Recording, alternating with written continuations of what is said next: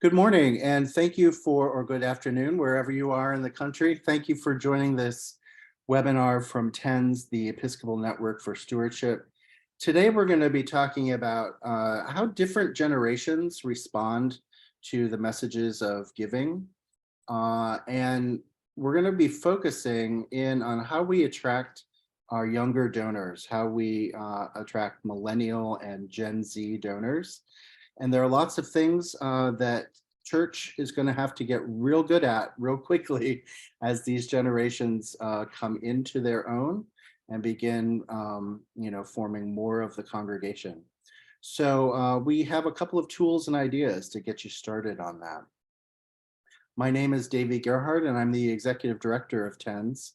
And I'm really excited to be with you in this meeting today. Thank you all for making the time on Saturday morning to join us.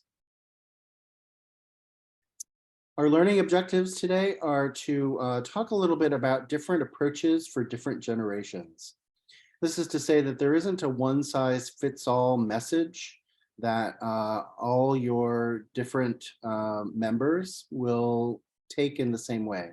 So we need to find tools and ways that we can communicate our mission and our message about giving and participating in church to different constituencies, if you don't mind me using that word, and help people where they are at in their life cycle, in their giving relationship, in their financial world, how they can participate in the ways that make the most sense to them.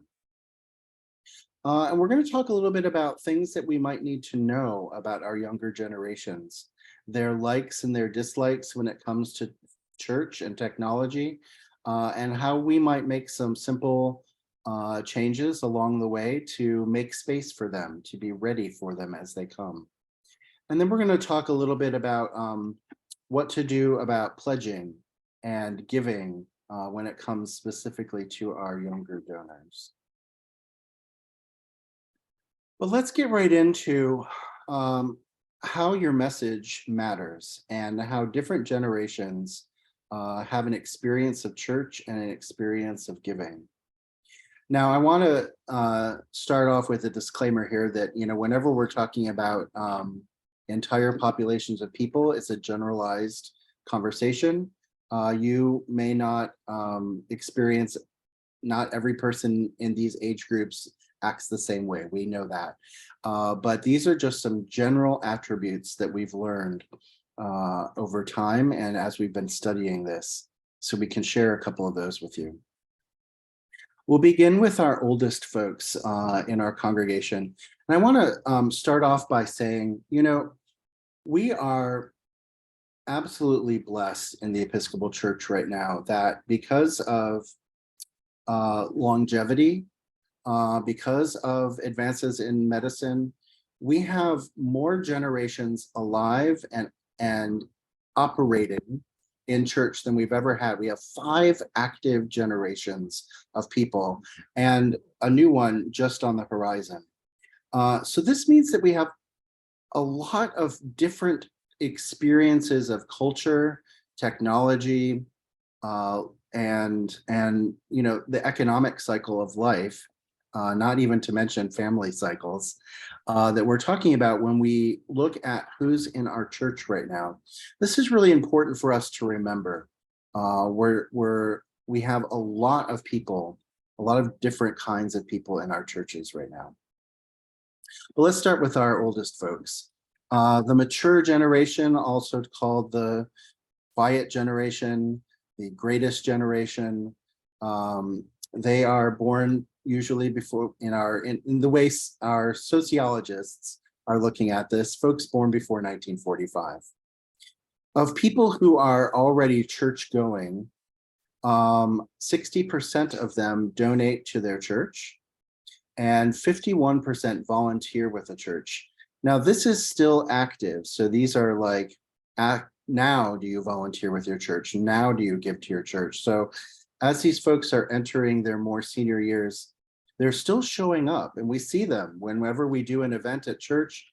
We see them showing up to set tables, to check people in, to provide hospitality, all the great ways that this generation shows up and shows their love for community. So this is good to know because this is a large part of this church-going population that's really active and giving of their time and their talent and their treasure. They're most interested in supporting the church because it's the church, because the institution matters. And this we'll see as different generations respond to their relationship with institution. We'll see a change as people get younger. This generation still largely trusts institution and will give because they want the church to be there for them and for their grandchildren and great-grandchildren. They want to see the church continue. Folks in this age group might not be giving the gifts that they were giving when they were in their prime earning years. They've moved into retirement assets mostly, and so they're giving from a different model. They might still be making strong annual gifts, although those might have tapered down from what they had been giving.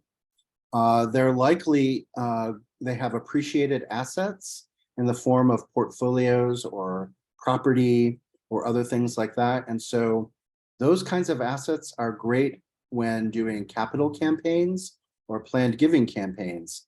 And if you haven't set up a planned giving program in your congregation yet, we should talk more about why you should do that and how we can help you with that. But these assets are where our oldest donors find their most capacity to be able to give to their church. So we should be talking about planned giving or annuities or programs that they can use that will give them a lifetime income stream and provide a gift to the church. There are so many ways to do that. So planned gifts and capital gifts, definitely key for this generation, as well as still sometimes their faithful annual gifts. And they might be giving those annual gifts through their retirement accounts, doing required minimum distributions or qualified charitable gifts, they're called. So they might be making gifts from their donor advised fund or from their retirement portfolio. It's a slightly different model, but we should know how to accept those gifts when they're given. Let's talk about our baby boomers, those born 1946 to 64. This information, by the way, all comes from the Lake Institute of Faith and Giving from their 2019 study. So it's pre-pandemic. They're doing that study again right now. And so we'll have new data to look at by the end of the year. But so this is what it looked like before the pandemic. Of church-going folks, about half are giving to church and volunteering with church. This is an important number, so it's down a little from their parents or their elders, the greatest generation, and we'll see that trend continue as folks get younger. So this generation might not be as trusting of the institution as their parents or older peers were. They would like to know a little bit more about the finances before they donate. So these are folks who might say, you know, I'd like to see the budget. I'd like to participate in a budget conversation. It's not just enough that the church asks and they will give. They would like to verify some information before. They've started to see some of they lived through Watergate and other corporate scandals that reminded them that maybe institutions have some things going on too. So they would like to ask questions. We should be able to answer questions that they have. And when they have them, you know, be transparent. Here's the budget, here's how it looks, here's where your money goes, here's how we spend it. Those questions are really important. They also care very much that the church has been there for them through their family years as they've raised their families. Now they might be starting to look at retirement or just coming into retirement, or they might still be active in their late careers. So this is really important. They're looking at some milestones and how do we help folks prepare for those? And how is the church there for them in these milestone moments? Again, this generation you should absolutely be looking at them for, it's a little early for their planned gifts, although it's time to start talking about it with them. You should be talking about capital campaign gifts with them, and definitely your annual level gifts, your pledge or your stewardship campaign. It is just of note that this is the wealthiest generation ever to have lived. They have accumulated massive wealth, and it might not feel like that, because a lot of it is tied up in retirement and healthcare costs. But this is the wealthiest generation that has ever existed. And as we'll see in the next slide, they're going to pass that wealth on in the coming years to the next generation. Those of us, and I'm here in Gen X land, born between 65 and 76, you'll see our numbers are really skewed when it comes to how we interact with church. Of church-going Gen Xers, 38% of us will donate to a church. So that's an important statistic. Why are we not giving? We're in our prime earning years. What's going on? Why are our gifts not being tracked, or why are we not donating to church? But you'll see that a lot of us volunteer in church. So here those numbers get really skewed. More of us volunteering than giving. More of us giving our time and talent than our treasure is another way to look at that. What is that about? Well, I think, and we'll see this trend continue as our folks get younger as well. Volunteerism is the open door to church for a lot of folks in Gen X. They may have fallen away from church in their high school and college years, and only now that they're in their family years are they coming back and looking for a church and looking for a way to come into it. Some of them are post now starting to be empty nesters, and so now they have more time to volunteer and come back to church that way. They may have left church because of soccer practices and violin lessons and all the things that they had to get their kids to on Sunday mornings. And now they're coming back and wanting to volunteer and pitch in again. So there's a reawakening in this generation right now of folks who are looking to come back and find community. They're much less trusting of institutions. So this is to say that the church has to overcome some barriers. They've seen big failures in Enron and WorldCom and CEOs being shackled on television. We've seen scandals in government. We've seen the economy fail over and over again. And so this generation is pretty skeptical about their prospects, where their money is, and how it's being spent by an institution that doesn't have transparency. So again, this is a plug. Be very transparent with your members about where their money is being spent and how it comes in and what you're doing with it, because this generation really has some questions. They're probably not ready yet to talk about planned gifts. Those usually don't start until 65 and older. So this generation just starting to approach their 50s and 60s. They might not be quite ready to talk about planned giving yet, but they are absolutely in their prime earning years, in the height of their careers. So their annual gifts should be strong, and their capital giving should be really strong. A note about this. A few years ago, I ran a capital campaign with a congregation here in the Diocese of California. And it was made up of mostly kind of Gen X and baby boomers. Yeah. So it was made up mostly of those generations, people with their families making their careers and folks who are just entering retirement. And what we learned is that they were making annual gifts. They had a pretty strong stewardship program. But when we asked them to do a capital campaign, They gave 5 times more to the capital campaign than they did to their annual giving.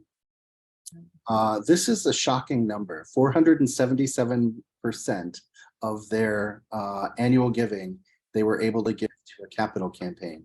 This tells me that the church wasn't doing a very good job of asking for those annual gifts, that stewardship giving could have been stronger had this congregation paid more attention to it and had the right messages. These are folks at the height of their earning in their careers, so they should be making commensurately strong annual gifts to support your mission and ministry. If they're not, we need to do some work on that stewardship and help them understand that the church needs their money and their investment. Gen X and millennials, depending on where their greatest generation folks lie, if they're parents or grandparents, they're set to inherit $40 trillion in the next decade. This is an amazing amount of money that's going to come from one generation into another through that great transfer of wealth. And not all of that money is going to be captured in church giving. There are a lot of charities that have done schools and in particular are great at having set up those planned gifts and other programs with our older generations.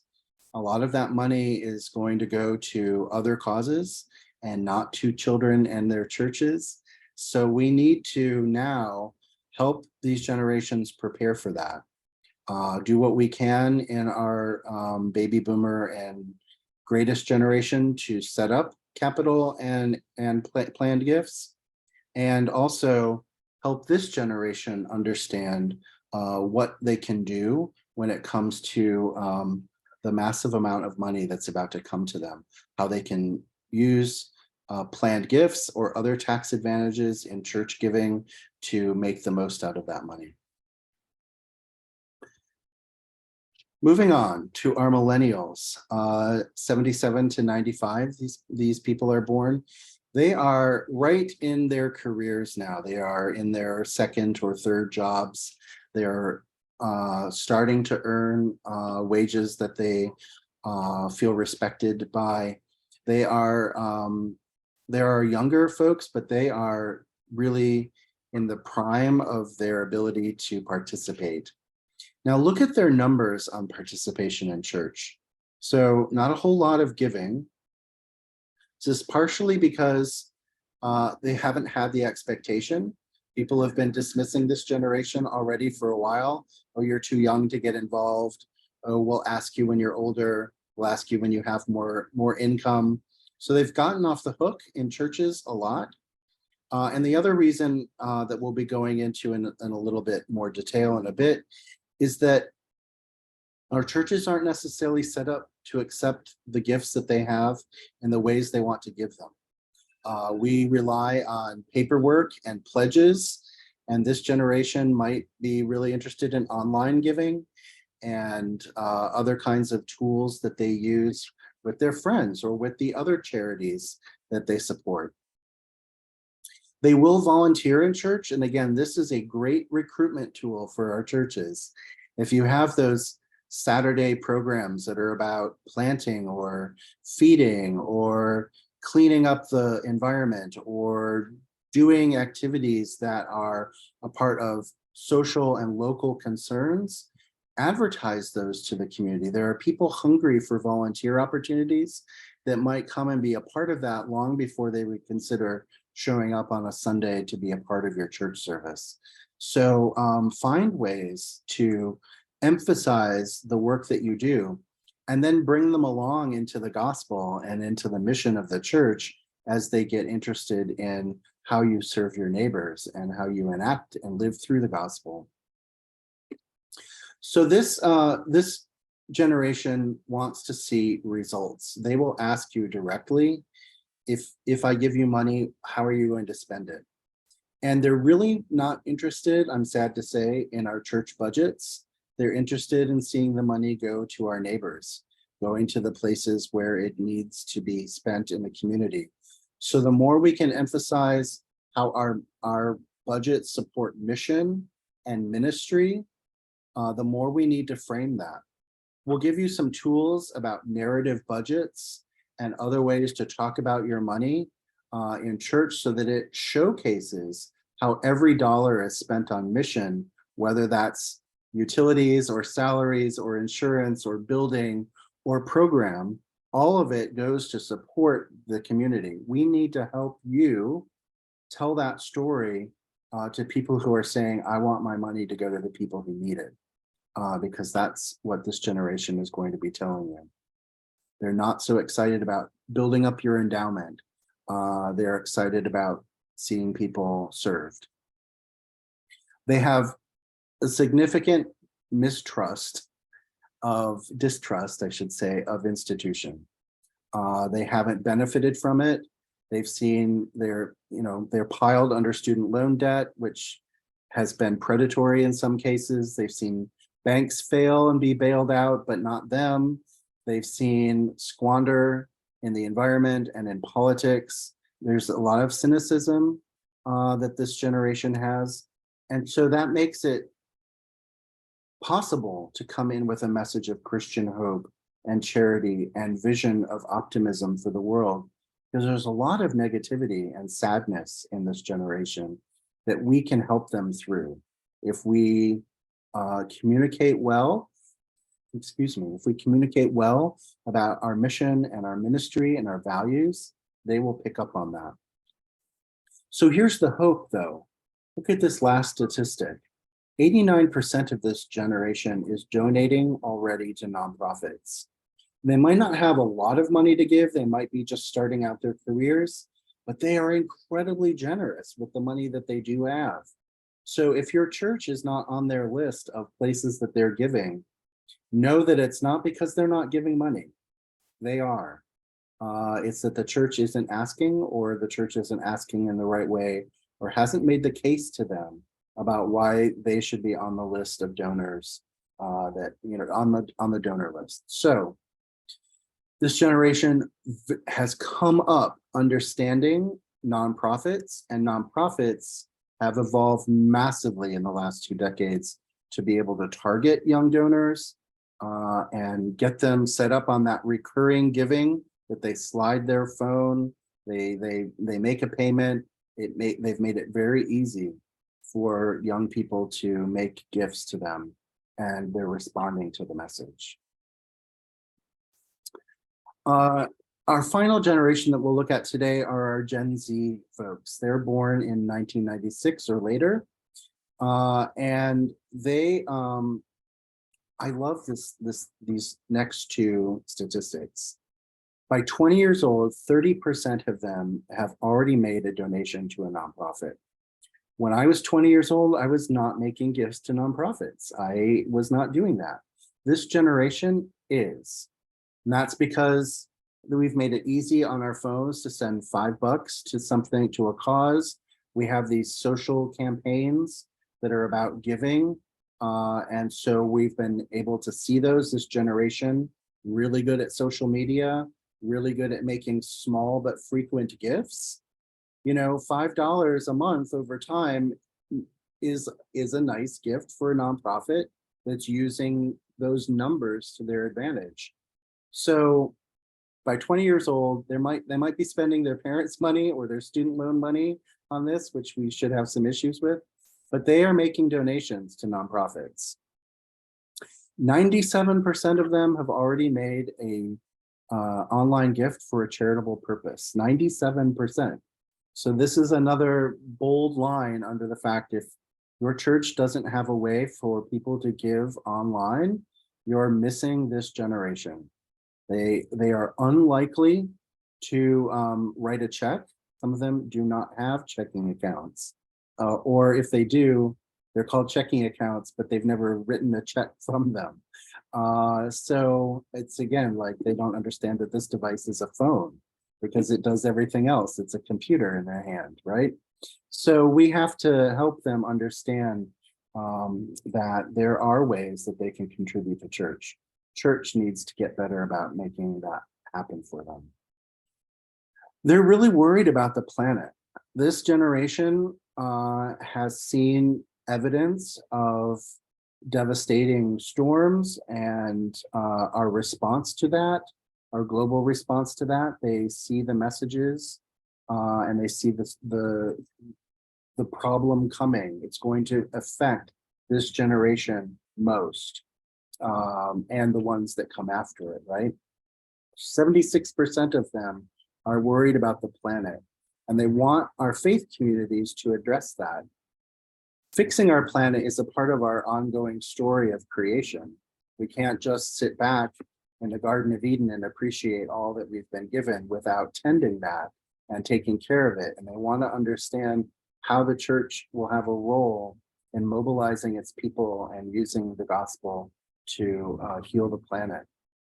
They want to see that the church is making a difference because they want to make a difference. This generation feels very strongly about changing the world and being a part of that change. So if your church isn't changing the world or doesn't talk about the ways that it does change the world, because I know that every church has great impact in the lives of their members and of their neighbors and of the community at large. We have to tell that story. We have to get really good at telling that story, because if it's not obvious, using metrics, using storytelling techniques, broadcasting that message out, we are not telling this generation why they should invest in us. They're not excited about church for church. They're excited about what church does for the world. So help them make it easy to participate in our giving. So let's look at some of the rest of this. Now we're switching from the Lake Institute of Faith and Giving to another pre-pandemic study, which is also being revised. So we're going to see another round of statistics at the end of this year. But the Pew study of 2019 that talked about millennial views of news and media religious organizations, 84% of millennials value spiritual development. So they might not know how to categorize that or quantify it. They might not have a relationship with a local religion or a church, but they feel the need to develop themselves internally and spiritually. 71% of millennials think church might have something to offer them. They haven't yet. Some of them have explored it. Some of them have discovered it on their college campuses. We should take a moment to think about how active the Episcopal Church is on college campuses or isn't. Might we need to step up our college chaplaincies so that we're a voice of the Episcopal Church in these formative years in colleges? But that's when a lot of this work happens. They think church might have something to say to them. But then we start looking at the negative. Less than 50% of millennials think religion has a positive impact on the world. So they've seen some of the really terrible headlines. Think about televangelists, buying jet airplanes off the backs of their members. They've seen those stories, and they've heard how churches haven't used their influence in politics to support causes that they value. They've seen the opposite, and so they might not think so highly of what church can do for the world. Again, the Episcopal Church is a broad tent. We have lots and lots of points of view within our membership. We need to help our youngest donors feel comfortable, our youngest members feel comfortable being able to express themselves, knowing that the church is there. It shares those values of diversity and inclusion and can use its power to shape that national conversation into something that's in the middle, that via media that the Episcopal Church is famous for. We need to remember that. So I'm going to switch from some data into starting to look at how we can make some changes in our church to be ready for our younger members. So we're going to need to help them engage in the wider community. We're going to need to tell the story of how we support our neighbors and increase our volunteer engagement. We're going to need to adjust how we raise our money. Are pledge campaigns the future, or are they waning? Are they looking at the end, and what replaces them? And how we make disciples. We have to remember that Jesus never called us to obey or to worship. Jesus called us to follow him. And this is a really important step of how we approach our work. We make disciples because we follow in the ministry of Jesus and those people, those early prophets and disciples that were formed by Jesus to go in pairs out into the world, preaching and showing God's love. We use that same model now. When your deacon dismisses you to go out into the world, they're reminding you of that very thing. It's our job to make disciples of the people that we know, and our youngest members need that discipleship. The first way to do that is to show results. Our youngest members, our Gen Xers and Millennials, they are not motivated to give simply because they want to maintain the status quo. Institution for institution's sake may not be the thing that gets their attention. They want to know how their sacrifice, their giving, and we have to remember that this generation, when they make a gift, it's very meaningful to them. It's a piece of their income that they might miss, that they could spend in other ways. It's not throwaway money. It's money that they need. And so when they make a gift, when they choose to share that income with us, or that money with us, they're making a real sacrifice. Let's honor that and show them that their work is going to do something that they trust and that they value. We have to make the effort to help people see how their giving is having an impact.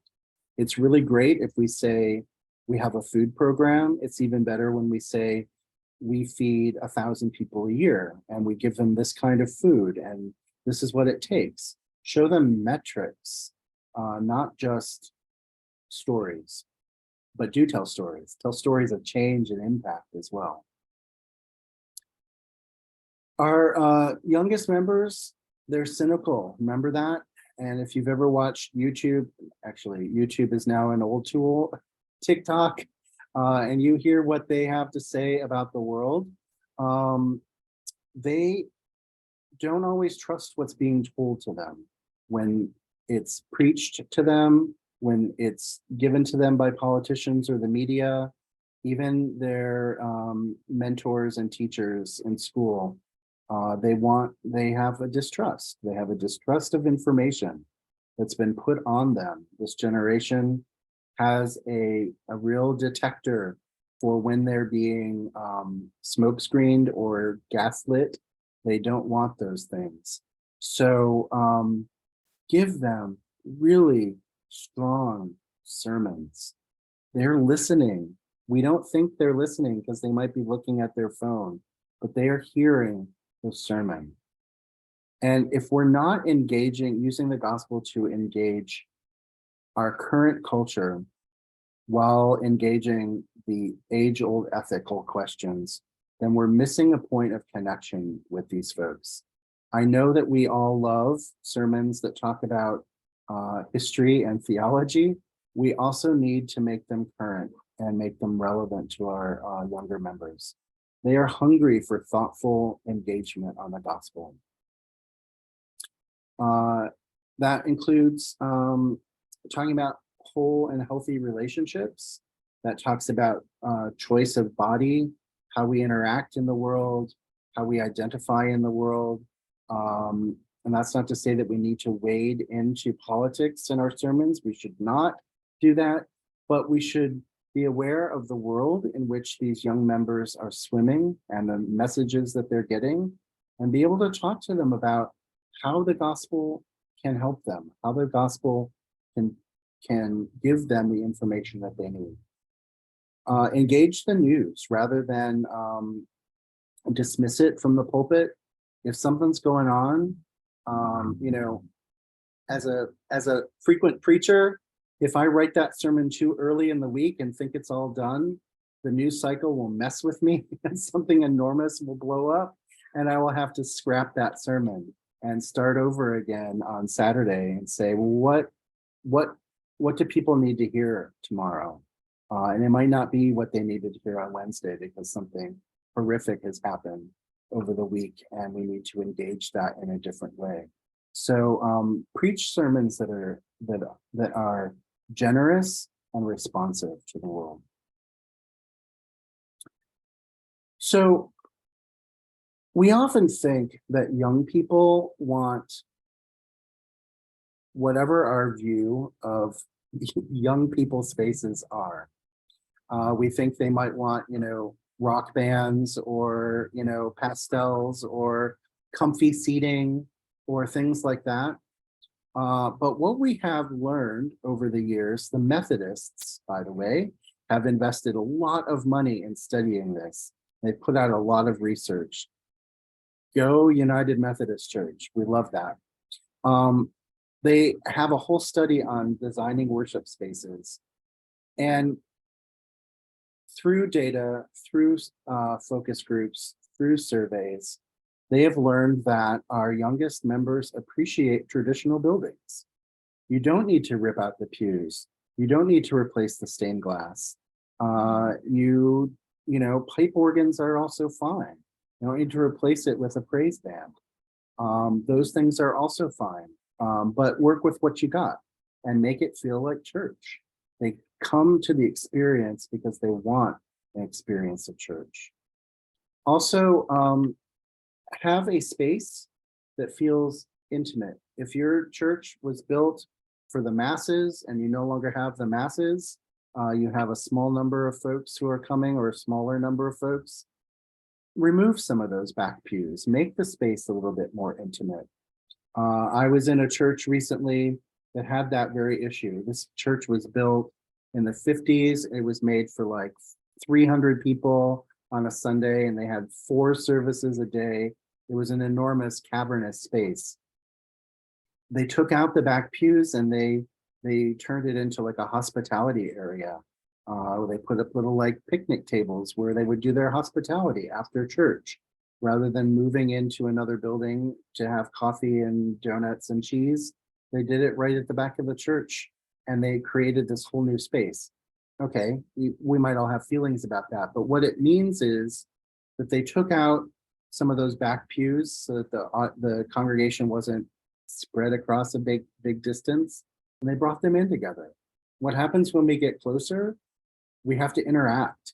We have to see each other. We have to hear each other singing and support each other. And we're not just, isolated in our corners of the church. So make church feel like church and make it feel like a comfortable, inviting space. I love this next slide because this is the actual tool that they used to say which church appeals to you. And they asked our millennial and Gen Z members. They showed them these 4 pictures. And you see right there what won. The highest percentage is the one that looks most like a traditional church. Very churchy with stained glass and a big old crucifix and the east-facing altar. This is what showed up as the highest. And you can then see how it's broken down. All millennials who go to church, those who go to church just occasionally, like at Christmas or at funerals or whatever, and then those who are unchurched. They ask them too, what feels most like church to you? What's most appealing? And I would have thought maybe the one that gets 19%, I would have thought that might have been more appealing. It kind of feels, like this contemporary, easy worship space. It could be a little bit of anything. Low on the cymbals. Maybe that's what they would appreciate, but no, they appreciate the one that's most traditional. This is an interesting data point. It helps us understand that when we're thinking about church, we don't need to hide it. Church is church, and it should be church, and that's okay. Work with what you got. Our church needs to get even better at technology.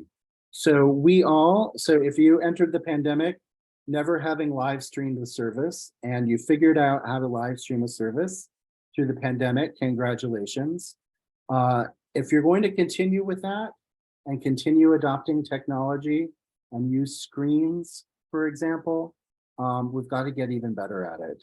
So we did all that work in the pandemic just to cover our bases.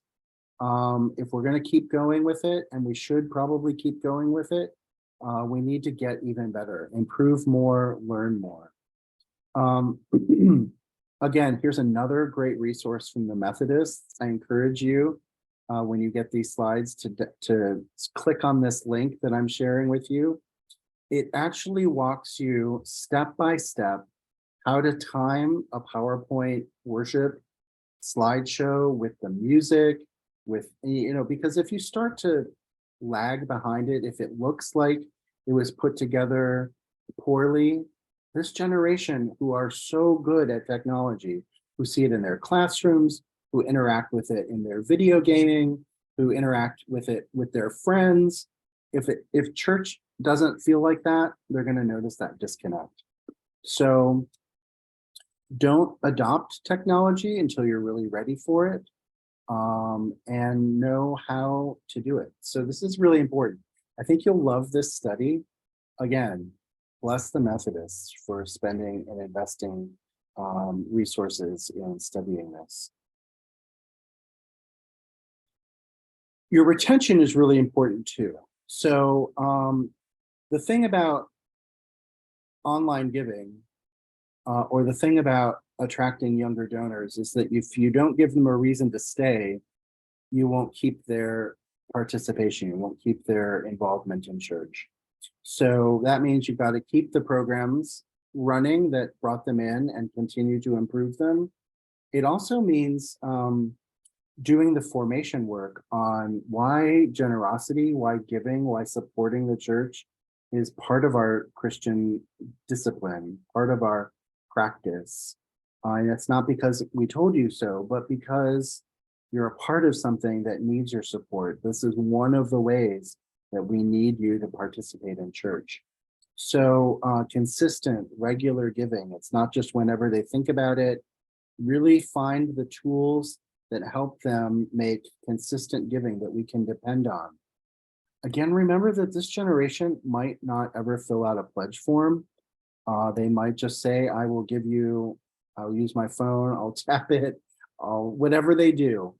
They will find a way to give you their money that doesn't involve that entanglement that this generation does not want to be encumbered with. So think about that as you want them to increase the regularity or the frequency of their donation.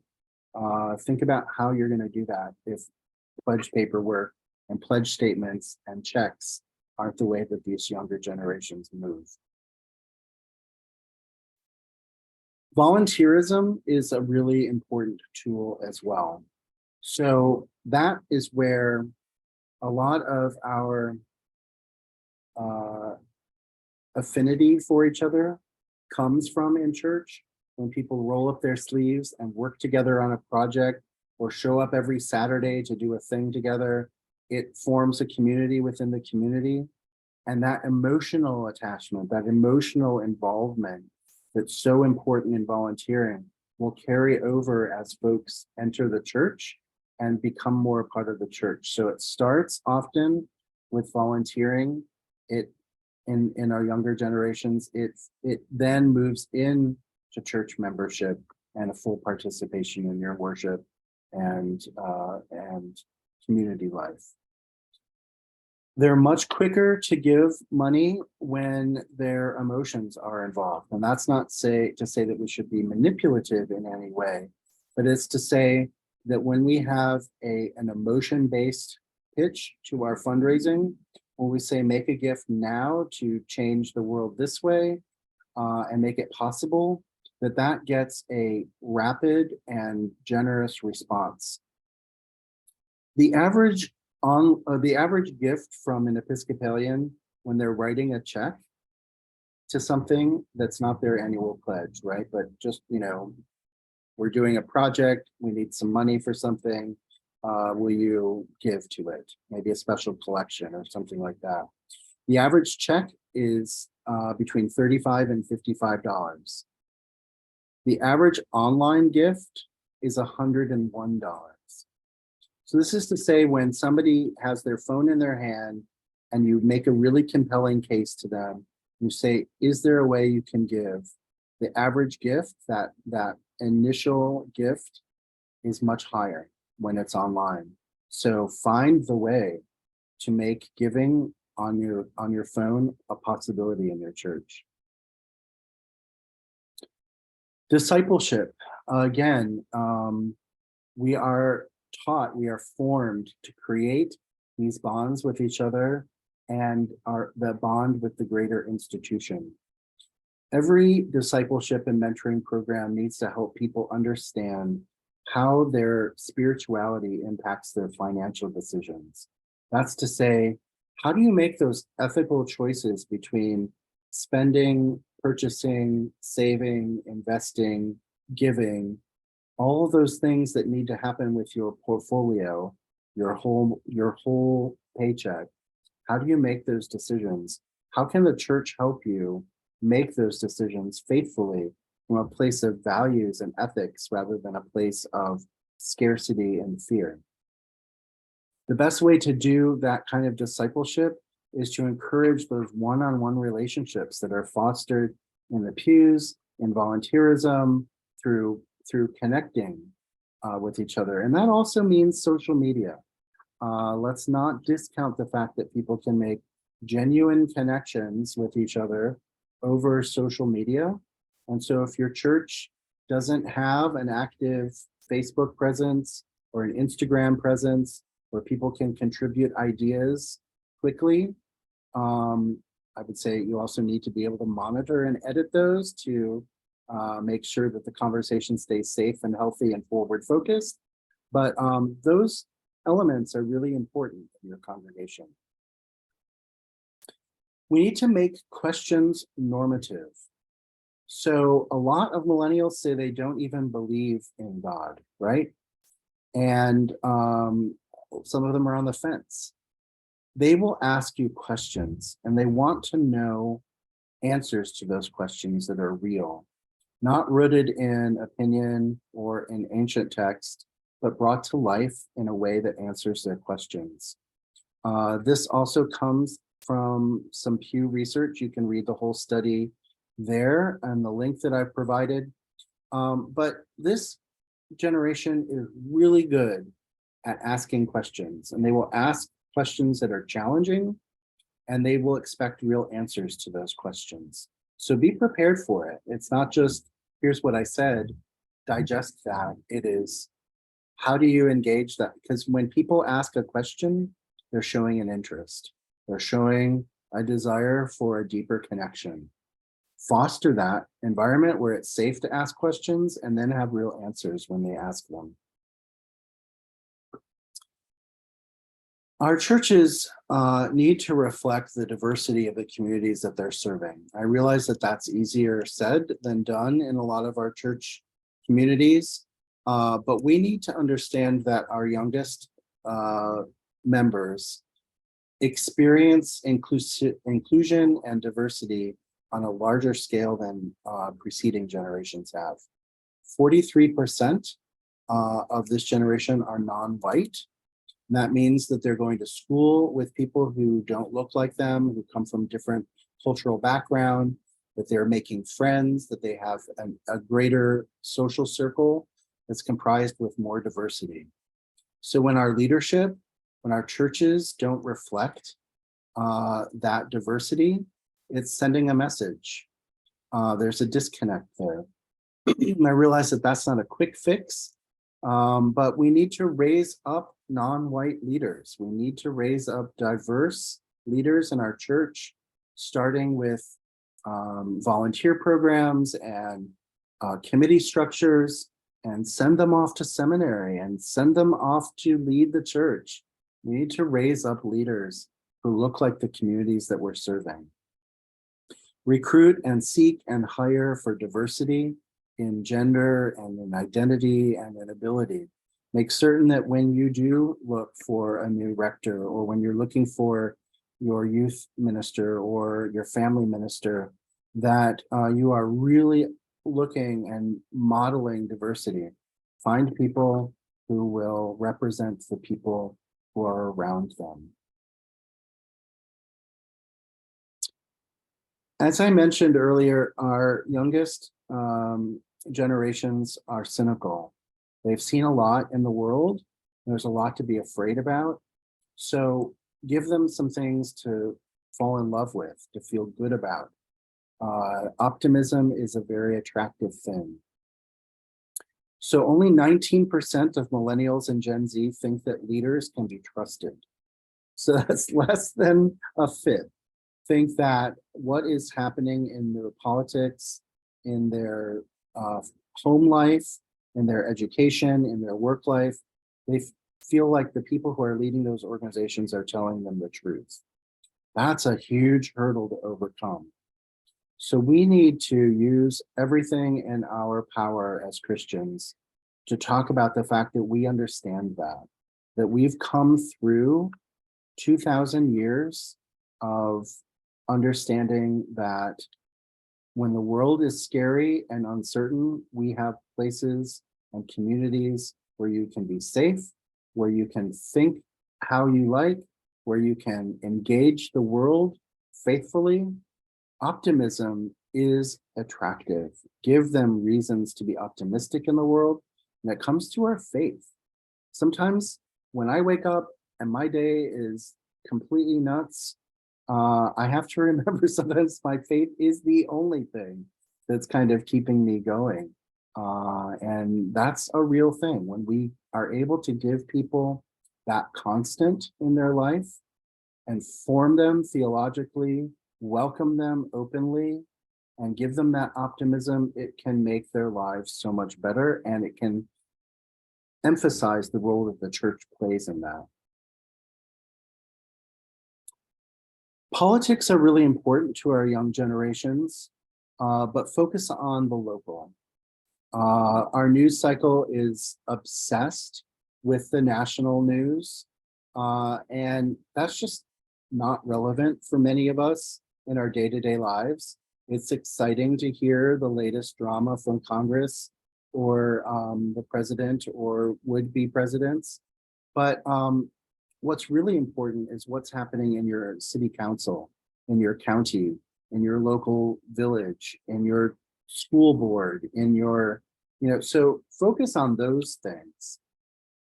Of course, legally, we have to avoid talking about candidates, but we absolutely can talk about issues. When there are issues that are about our values, like fair housing or healthcare or how we treat people without, those things should appeal to us as Christians. We should care about how we are feeding and caring for the world. So those are issues that people can get excited about locally and have real local impact. A lot of our millennials and Gen Z claim to be independent.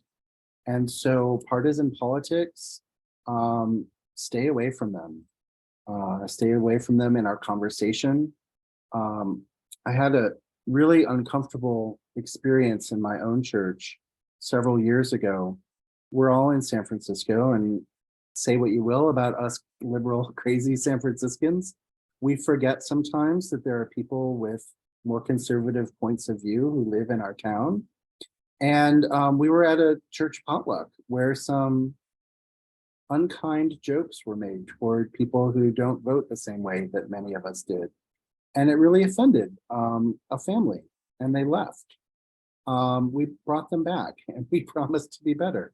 And we learned a really valuable lesson that even jokes over, it wasn't a church, it was a church event in that it was a potluck, but it wasn't from the pulpit, it wasn't from a lesson, it was just from good friends making jokes. Pay attention to that, because that was bad. That was really hard.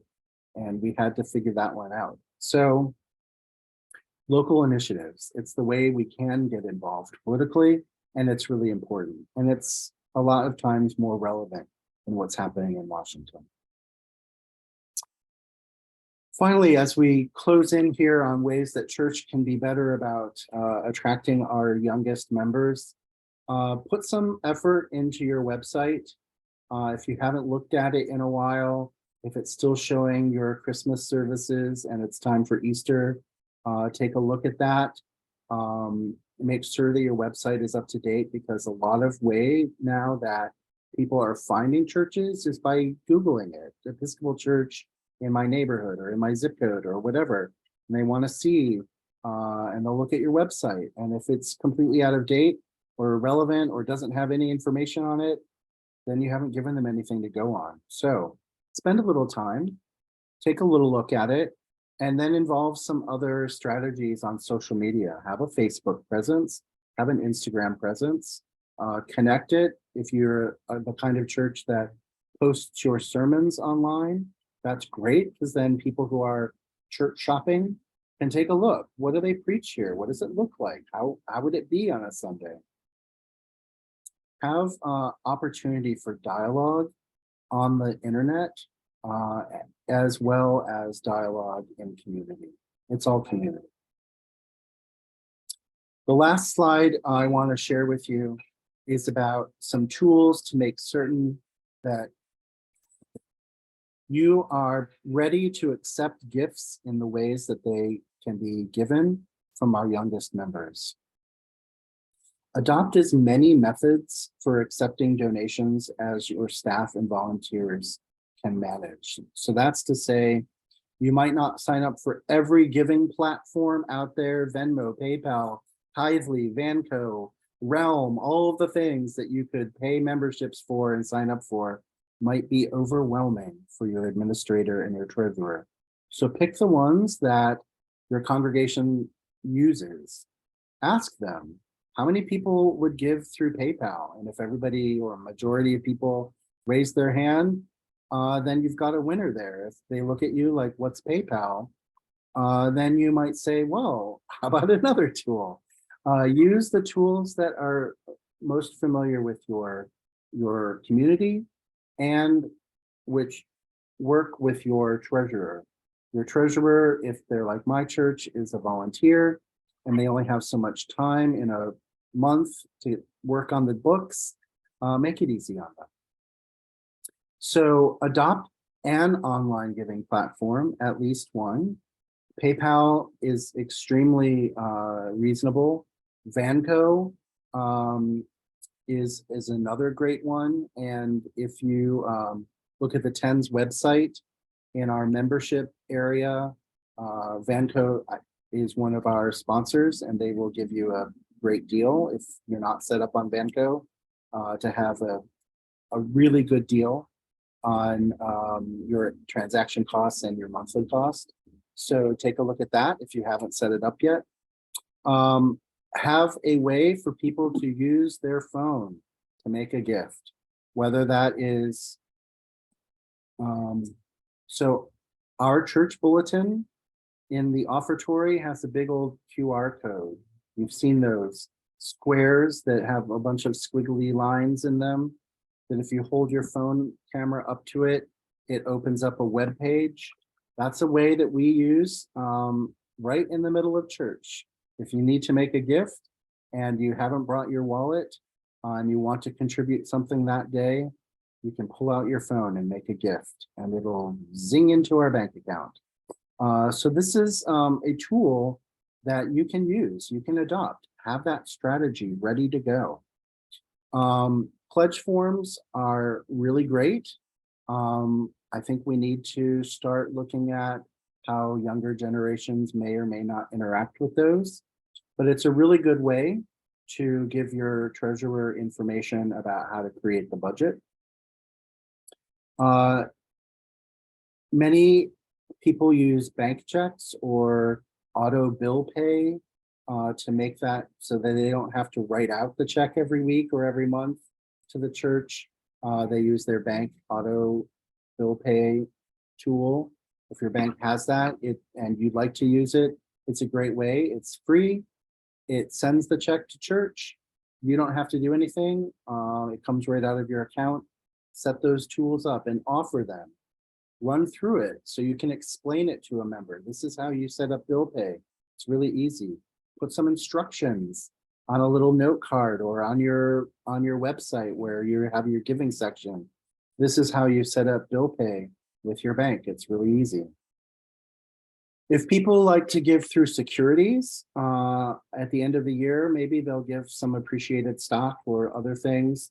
In 2022, we didn't have a whole lot of appreciated stock to give, but you might again. We might experience a good market again one day. So have ways for people to make gifts through securities. If you don't have a broker or a place where you can sell those gifts and have it put into your account, your diocese does.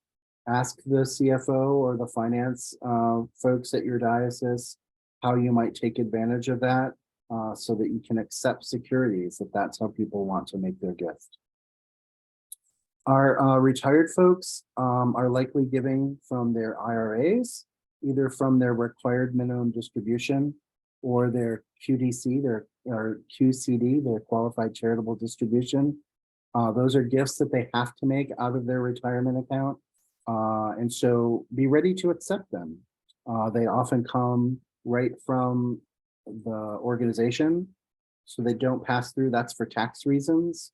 So you might authorize your retirement account to send a check of X amount to the church. Make sure that your treasurer knows what to do with that. Make sure people know that that's an option. You can give right from your retirement account and not pay tax on that. So do that. It's really easy.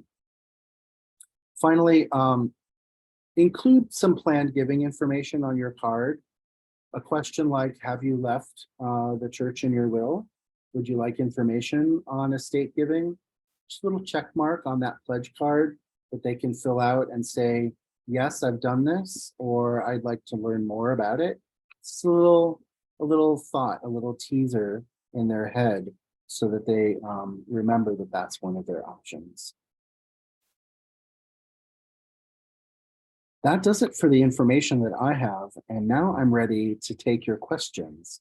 I'd love to hear what questions you have for me, or what some of your experiences have been in attracting young members, or the strategies you've employed that haven't worked. Let's hear where you're going. And I see we already have Amy with her hand up. So Amy, come off mute and speak into the room.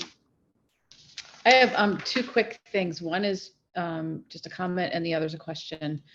I have a son who's 28 now, and he attended church with me back in the fall, and the bishop had come and done confirmation actually. And the bishop made his sermon quite long, didn't stand in the pulpit, was kind of, had a lot of humor in it. So anyway, after church, I asked my son what he thought, and he said he really prefers a more reverent service. And so the priest asked me, oh, what does your son think? And I said that he prefers and he was shocked by that. He goes, I think that's probably not the norm. Well, now I'm wondering, maybe that is the norm based on what you've said. And I'm so happy to hear that we can keep church traditional, that church should be church. Church should be church, right? Yeah. So I will relay that message on for sure. The other question, I had a question. When you, and this is discussed back and forth, I've been trying to do it and I've not been successful yet. But I keep being encouraged by a guy who was in our diocese involved in stewardship to use pew cards.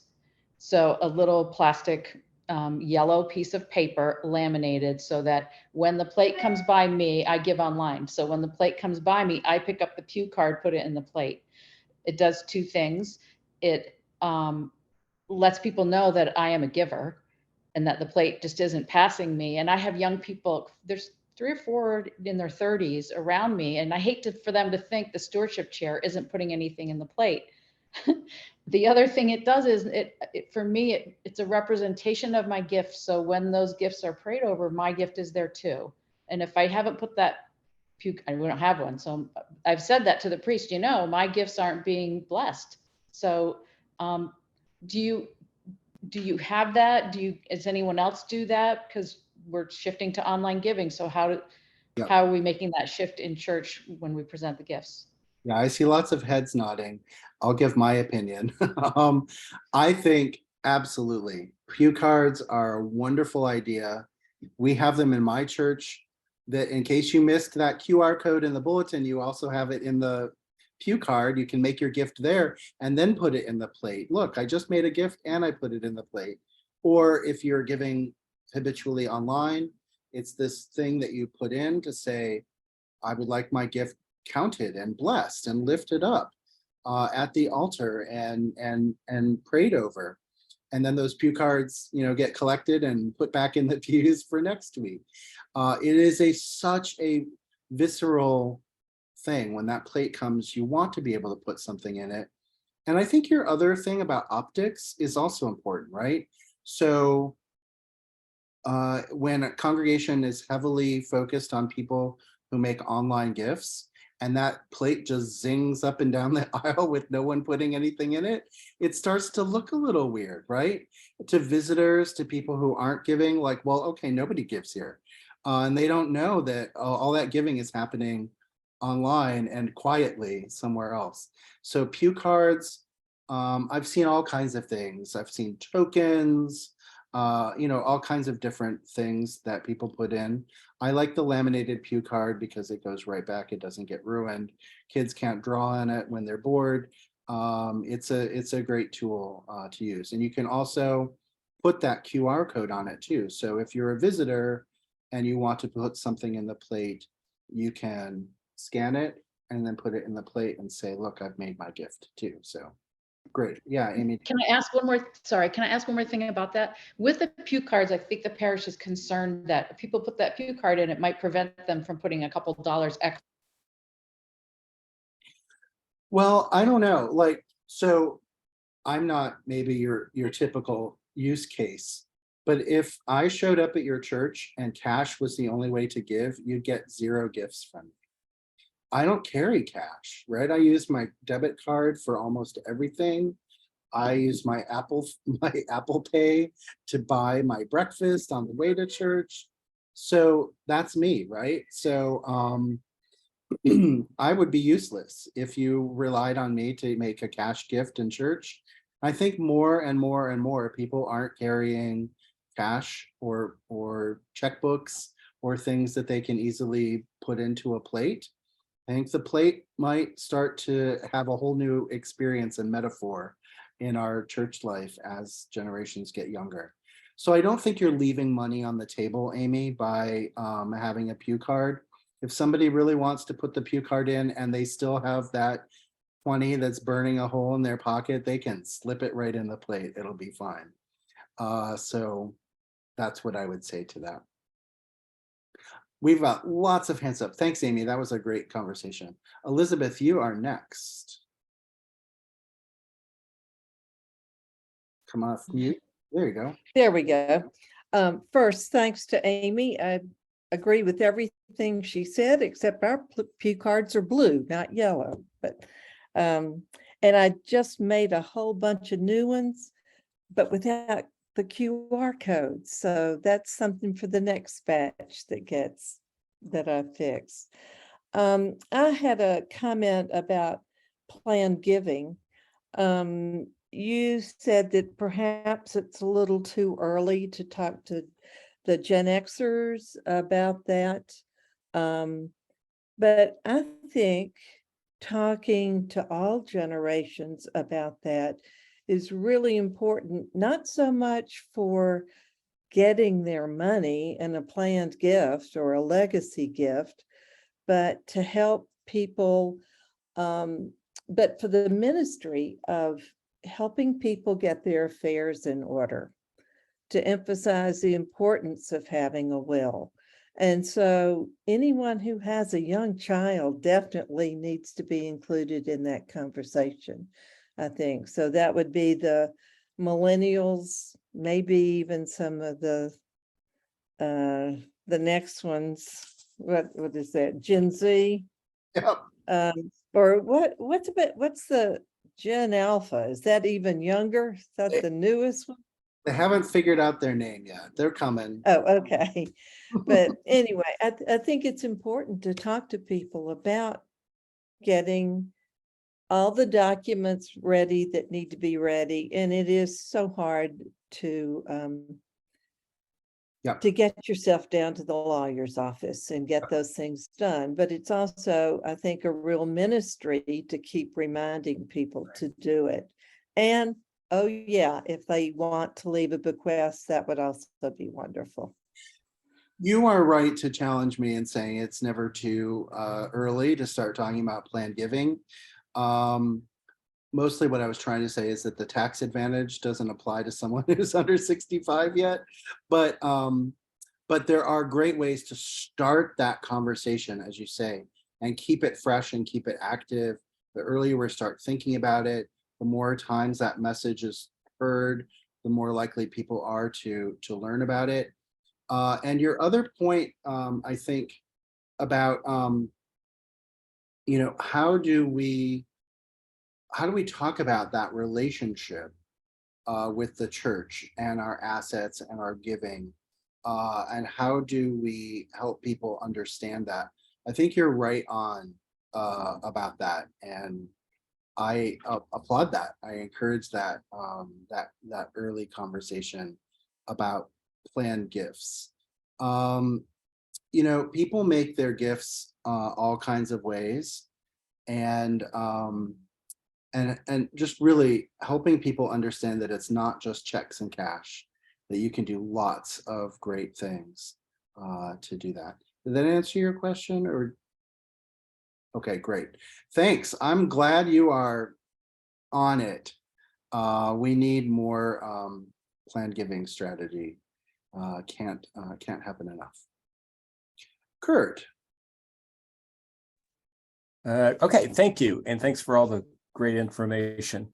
I have a question about stewardship education. And what I mean by that is, because there are many different forms and components of it, is what we're looking at doing is trying to have a curriculum that would be something that could be worked through in small groups where people can experiential have conversations about the spiritual underpinnings of and theology of stewardship, and do it in a planned and intentional way.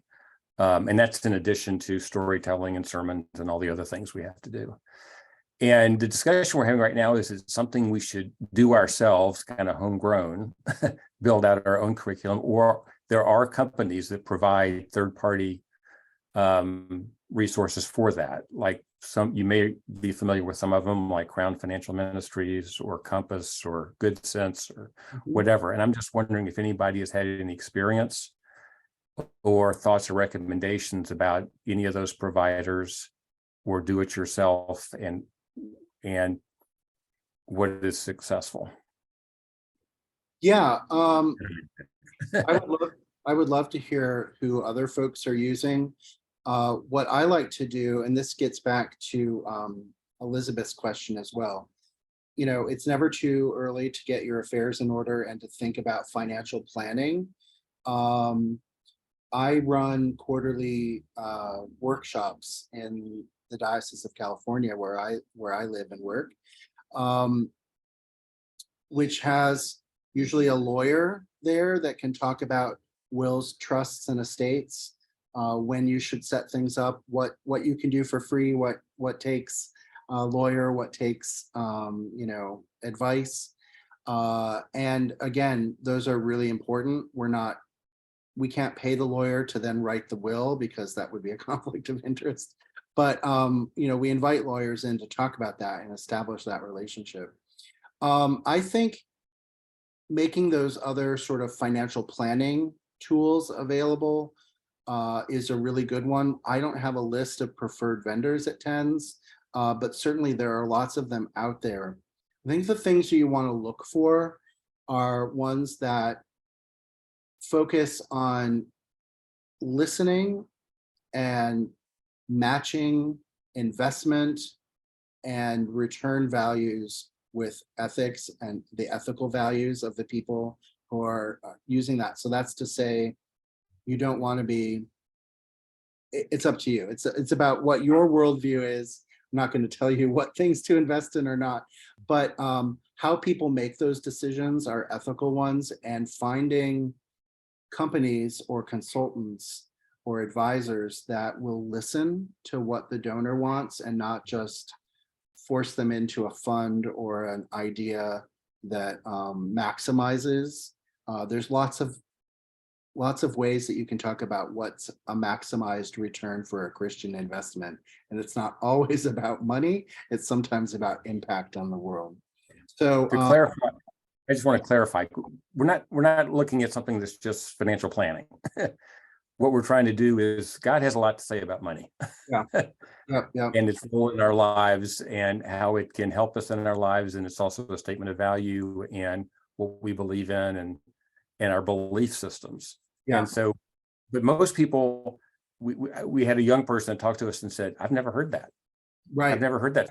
No one's ever told me about all that. No one's ever told So that. we're not trying to replicate what they can get from a financial advisor. Maybe that would be a stage No, two. I hear that. Thank you for that clarification. So we have one tool on the TENS website called the Money Autobiography that's meant to be done in small group. It kind of starts those big juicy questions about what do I think about money and where does it come from, or what role does it play in my life? It starts that spiritual conversation off.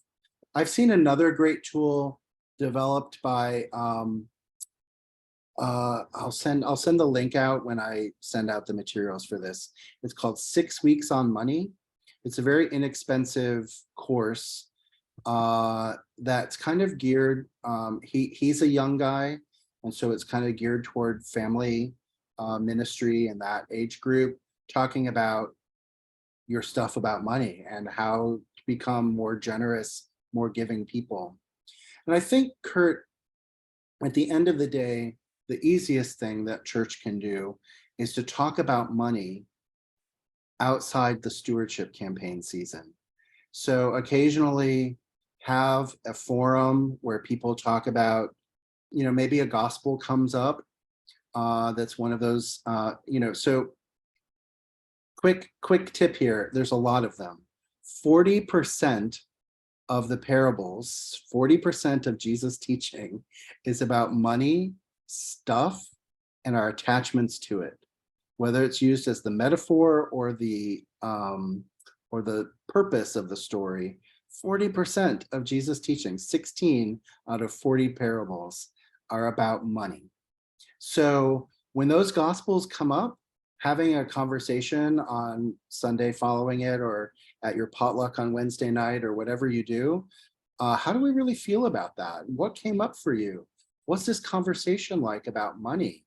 Talking about it without there being and you can fill out your pledge form now, conversation that follows, are ways to keep helping people underscore that message that the church has something to say about our relationship with money. And it's our job to form people about that. And this also gets back to Elizabeth's point of view. I'm sure your prayer book opens to page 455, which is right in the Thanksgiving for a Child service that we never use in the prayer book. And it has a rubric, an admonishment to the parish priest saying, this is a good time to tell people to get their will in order. They need to provide for their family. They need to have their affairs sorted. And by the way, leaving a gift to the church is a good idea.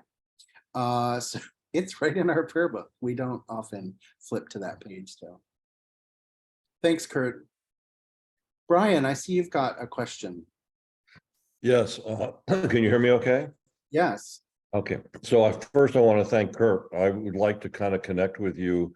As part of the stewardship campaign, we're trying to go to a full-time ministry, more like sustainability, that we are looking at quarterly reviews with our treasurer, and then we would, after coffee hour at church, we would like to be more transparent. And then we thought that the stewardship group would thematically talk about how do we thank God for the abundance that he gives us. And then if we can continue to do that, then our fundraising at the event would be better. So I'd like to connect with you, Kurt, later on to see what you come up with and share ideas. On a second, my question is, we are a mature, very mature, and very, very mature congregation. So I'm considered one of the younger ones at 77. So, but we have a tremendous outreach process. I'm at Church of the Holy Spirit in Orleans, Massachusetts. And we have something that we've just entering our 11th year is called Food for Kids. We feed children all summer from Provincetown to Harwich on Cape Cod. And it's been a blessing. And most of our volunteers are very mature.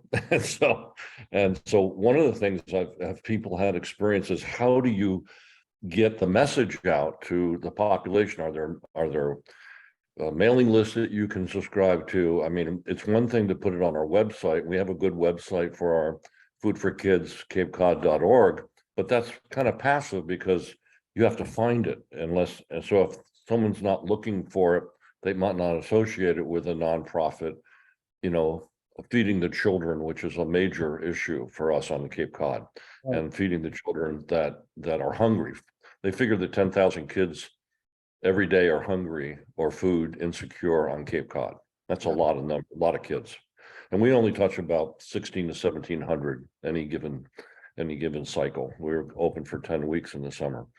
So there's a lot of kids that are food insecure. So I wondered if other people, I would love to get more volunteers coming in of the youth, because then I think it's a way for them to then join the church, because they see something that is God directed, and it's not, it overcomes the institutional fear. So I'm willing to, I love anybody that. have those ideas. Yeah, Brian, first of all, thank you for that ministry to the kids of Cape Cod. What a great one. And you're making a big impact. So tell that story. And the story is the key there. One of the things that I like to remind folks of, and they're forgotten often, is those community newspapers that come out. They're mostly coupons, and they're stories that are very neighborhood focused. And they're free. Maybe you get them once a month or every other week, and you trip over them in your junk mail. But people do read those, right? And they also have an online following. They use social media, they publish that stuff. They are hungry for content. If you write a 300-word study or story and put a picture of the work that your church is doing about food insecurity, and you send it into that free local community paper, they will publish it because they don't have a staff of writers, right? They have an editor, they pay some people to do some stuff, and they get that thing out to your mailbox. Don't discount those community newspapers. They're really great tools. And it tells a very local story because it's going to every house in your neighborhood. It's going to every business in your neighborhood. It's not going 3 towns over. So it's really drawing from the volunteer pool of people who are close to you, who are nearby, who could actually say, and so you could put in there, this is what we do. This is the impact we have. We feel really good about this. It's great. And here's how we're open to accept volunteers. And here are the ways you can participate. And here's a great picture of people having fun doing this ministry, which feels really good when you read that. So use that. Ask your diocese to publish stories about this in their newsletter. It'll get a little wider audience. And ask your partner churches, the church down the road, the Episcopal Church in the other town, say, hey, we're looking for volunteers. Do you have some volunteer opportunities at your church? We have some volunteer opportunities at our church. could we publish those in each other's bulletin or website or whatever and keep the conversation open? I might not have Saturdays free, I might have Tuesdays free, and that's when your program is. So it works for me, even though it's not my church, but it's my church. So consider some things like that and tell the story. I love that, Brian. You got this. Thank you. All right, Mary Jane, I see you've got your hand up. Thank you. We have some of our stewardship committee here today, Oh, and Stewardship Committee. I know it. We're watching this together. And we are just excited about this idea about the pew card. I've been trying to figure out how to do this, and here you are. Now we need concrete examples, downloadable template, pictures, and everything. So this is a great, for the first time in our campaign last year, we used a online giving code to the pledge form. To the online pledging. So we did that, and just to bring this into consciousness. And of course, our parish is leaning toward we also love the very mature language used. So, but keep including, build it and they will come, get these codes on everything we do. So I'm excited about that. I'm Anything glad else? you're excited about that. We will get some templates together. And I see there was Elizabeth posted in the chat the language that's on her pew card. I think it's really great. It helps you to get something started. Our language was stolen from another parish, so Not no ownership there. Great. I love it. Keep it going. Thanks, Mary Jane. Charlie, you've got your hand up. Yeah, hi, thanks. I'm actually a United Methodist worshiping in an Episcopal church now, and some folks have mentioned having their offering prayed over or their gifts prayed over. And the church where I go does not use an offering prayer. It's one of the things that I miss from my United Methodist tradition. So I'm just wondering, is that traditional Episcopalian, or are there Episcopal churches that have an offering prayer, or just what the story is there? Yeah, it Thanks. totally depends. It's completely, liturgy is local. But on the TENS website, in our resource library, in our liturgical tools, you'll find we've got several examples of prayers that could be offered over pledge cards. Or gifts at the altar at that offertory sentence. Traditionally, a lot of Episcopal churches, at the end of the plate, they sing the doxology as the gifts come up to the altar. You've heard "Praise God from whom all blessings flow." That song comes up, and we're on autopilot as that happens in a lot of churches, and that might be what they use to extend that feeling of blessing for our gifts that come up to the altar. But some congregations get the money and it just disappears and they don't say anything about it. I think that's a lost opportunity personally, because I think we should hold it up and thank God for the gifts, all the gifts that have come up to the altar, the bread, the wine, and the plate, and say, these are the offerings that we've made today. Bless them, and then they can disappear under the altar for the rest of the service or whatever. But I think it's a missed opportunity.